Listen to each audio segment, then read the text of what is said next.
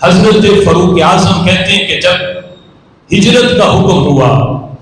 اس وقت بھی صورتحال یہ تھی کہ جس نے بھی ہجرت کی اس نے چھپ چھپا کے کی،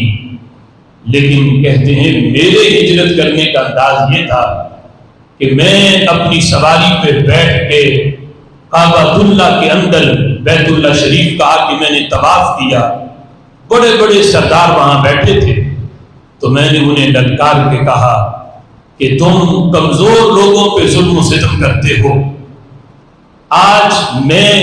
تمہارے سامنے یہ اعلان کر کے اور اکیلا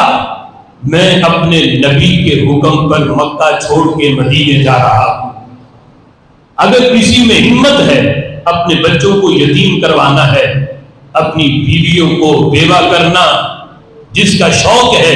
وہ آئے عمر کا پیچھا کرے۔ حضرت عمر کہتے ہیں مکہ سے لے کے مدینے تک اکیلا گیا ہوں، کسی کی جرت نہ تھی کہ وہ عمر کا رستہ روک سکے۔ حضرت فاروق اعظم رضی اللہ تعالیٰ عنہ کو وجہ یہ ہے کہ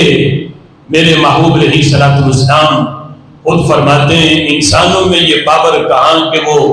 عمر کا سامنا کرے،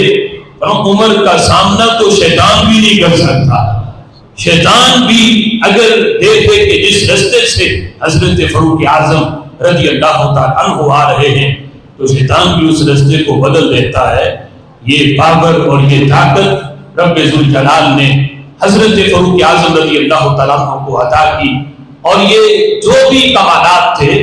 یہ اپنی وجہ سے نہیں، خود کہتے ہیں کہ عمر کی اپنی حیثیت کیا ہے، کون جانتا تھا عمر کو؟